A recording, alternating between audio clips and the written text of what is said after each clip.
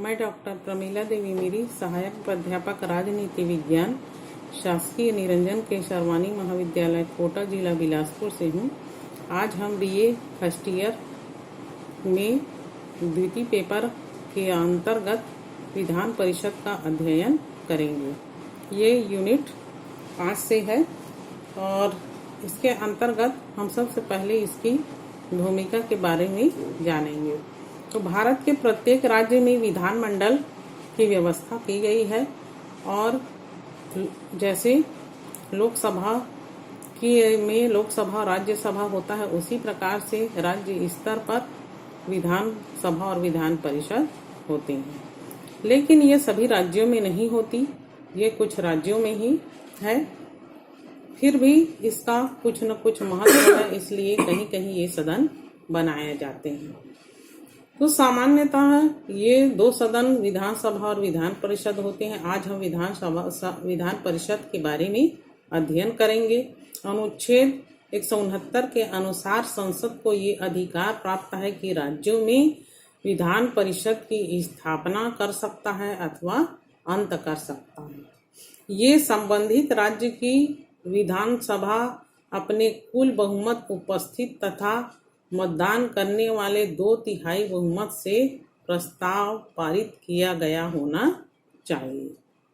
तो वर्तमान में महाराष्ट्र, उत्तर प्रदेश, कर्नाटक आदि राज्यों में विधान परिषद बनाया गया है।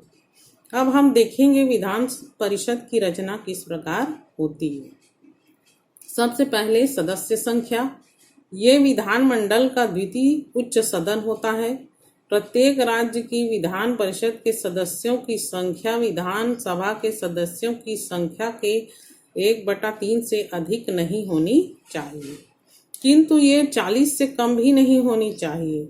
जम्मू कश्मीर इसका अपवाद है। दूसरा है रचना के अंतर्गत सदस्यों का निर्वाचन एवं मनोनयन। अप्रत्यक्ष रूप से ये निर्वाचित होते हैं। एकल संक्रमणीय आनुपातिक प्रतिनिधित्व प्रणाली के आधार पर विधान परिषद के सदस्यों का निर्वाचन होता है। तो निर्वाचक मंडल विधान परिषद के सदस्यों का चुनाव करते हैं और ये निर्वाचक मंडल में कौन कौन होते हैं उसको हम निम्न बिंदुओं के आधार पर, कुछ बिंदुओं के आधार पर जान सकते हैं। पहला, स्थानीय संस्थाओं का निर्वाचक मंडल लगभग 1/3 होते हैं। उस राज्य की नगर पालिकाओं, जिला परिषदों और अन्य स्थानीय संस्थाओं द्वारा ये चुने जाते हैं।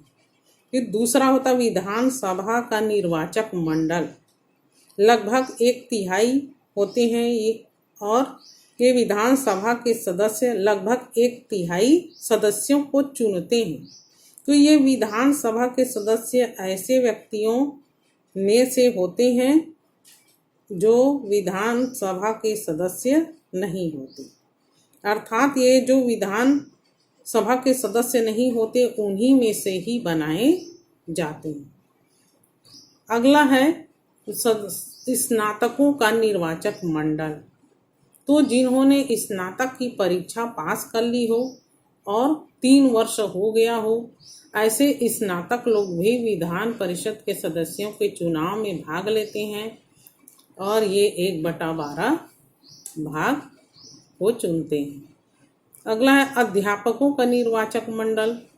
उस राज्य के अध्यापक जो माध्यमिक में भी शिक्षा दे रहे हो या उच्च शिक्षा में हो, वो जो 3 वर्ष तक पढ़ा चुके हो, तो ये भी 1/12 भाग को चुनते हैं।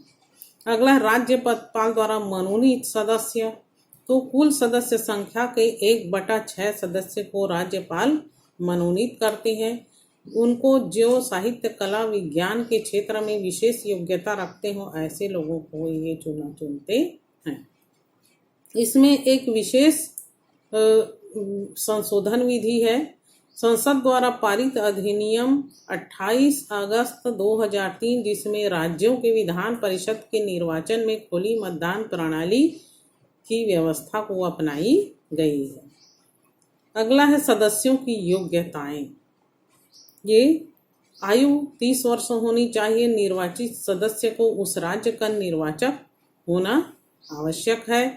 कार्यकालीन का 6 वर्ष है और प्रति 2 वर्ष बाद 1/3 सदस्य अपने पद से त्याग कर देते हैं और उनके स्थान पर नए सदस्य निर्वाचित होते हैं। नेत्रहीन का वेतन भत्ते और विशेषाधिकार दोनों सदनों के सदस्यों को राज्य विधानमंडल द्वारा निर्धारित विधि के अनुसार वेतन भत्तों की व्यवस्था की गई है। इनको विचार अभिव्यक्ति की स्वतंत्रता अर्थात सदन में भाषण देने की स्वतंत्रता होती है और उस संदर्भ में इनके लिए कोई न्यायिक कार्यवाही नहीं की जा सकती।